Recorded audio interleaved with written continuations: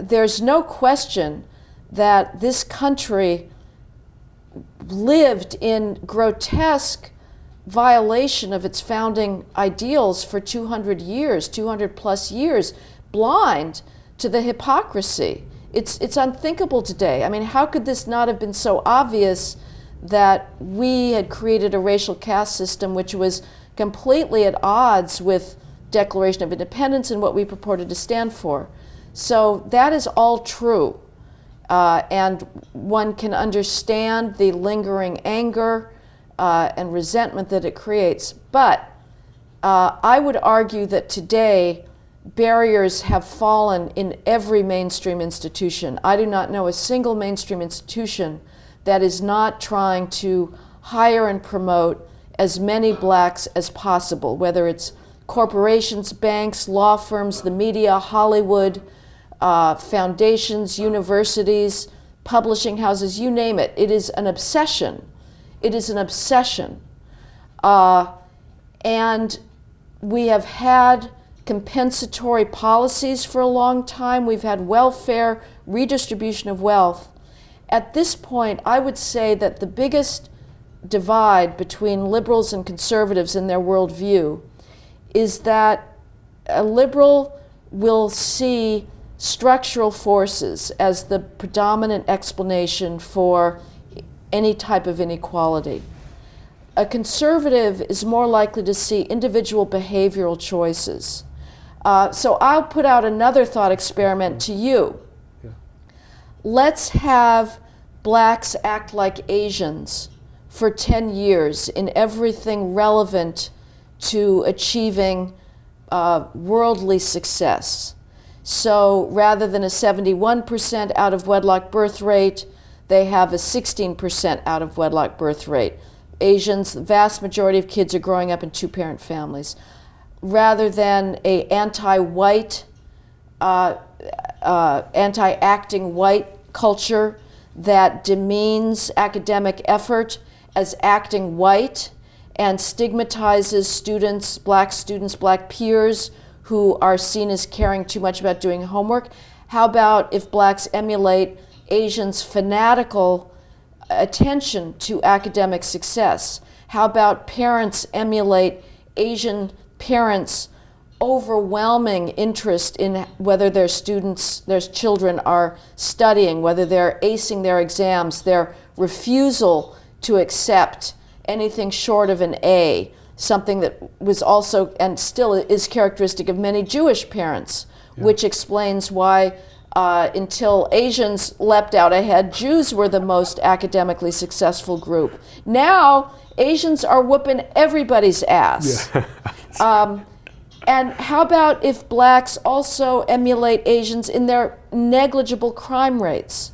Right now, the homicide rate for blacks is 8 times higher than whites and Hispanics combined. Asians don't even show up on those crime rates. How about blacks emulate Asians in school attendance, absence of truancy, waiting until you're married to have children, graduating from college?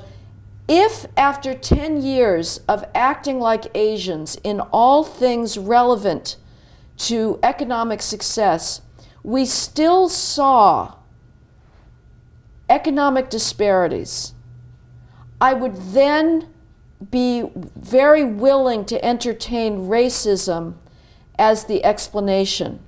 But when the behavioral disparities are so great, right now in California, say, the black truancy rate is 5 times the state average. Talk to teachers in inner city schools who will tell you about the difficulty of maintaining discipline, a difficulty of getting students to just take their textbooks home to study. When those behavioral disparities remain as large as they are, I'm not willing to say structural explanations are the most important thing. So there's a professor at the University of Pennsylvania. That was a really good simulation. Okay. You know, it's a difficult thing to say to somebody, overcome adversity, it just seems like, well, what right do you have to say that? But it is the case that those extraordinary civil rights pioneers struggled against adversity and succeeded. It's not we don't want to wish that on anybody, but it is a much better mindset, as you say, to think of oneself as having the power to overcome obstacles rather than to see every obstacle, real or imagined, as something that must set you back and block any further progress. So there's been pioneers in many fields. There's always a first person. I can't stand this idea that you can only succeed if you have a role model that matches your gonads or melanin. You know, how did Marie Curie learn to, conquer the secrets of radiation? She was the first female scientist in that field. What mattered to her was the joy of discovery. And I don't need some female to tell me if I wanted to do chemistry that I can only do it if there's females that have gone before me. That creates a vicious cycle where if there's nobody in a field, then there will never be anybody in that field, because the assumption is you can only follow somebody else before you. That's ridiculous. So see it, be it helps, but it's not a necessity for discovery. It's that curiosity, that inherent curiosity. Yeah, ideas are not limited by race and gender. It should just be the joy of discovery. Again, I suppose it helps, but I reject it completely. I've got a pretty hardline position on it. But yes, there are violences out there. I would say very real violences. If you grow up in a neighborhood that is plagued by street violence, that is a traumatic experience.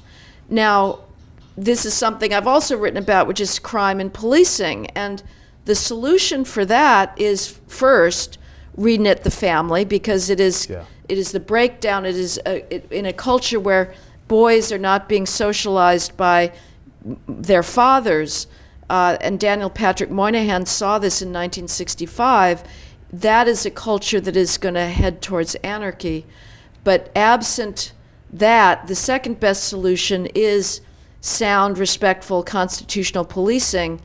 And that's what people that live in those neighborhoods overwhelmingly want, in my experience. I have spent lots of time in inner city police community meetings, and what I hear from those good law-abiding bourgeois people is, we want more cops, we want you to get the dealers off the streets. So there are very real violences that are unequally distributed that are hindrances of getting to school.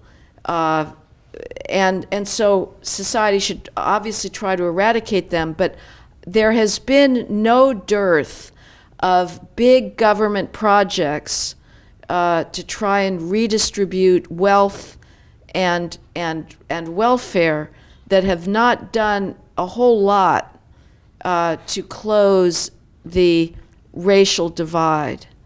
I think really what is needed now, and again, there's been no absence of trying. We're in New York City right now. We have a massive government-supported social service sector that has a social worker for every ill under the sun. What's really needed, I would say now, is a rebirth of personal responsibility. I am happy that you're ending with that, because it is so crucial to embody that feeling of wanting to achieve success, the personal responsibility of taking a burden on your shoulders of wanting to become your own best potential, and teaching that to the children of the next generations. Not that we need so many assistance programs to help us, but rather that we got to take a personal responsibility up, and at the same time, personal responsibility up and make it easier for the baseline to be raised up as well, to remove the violences in place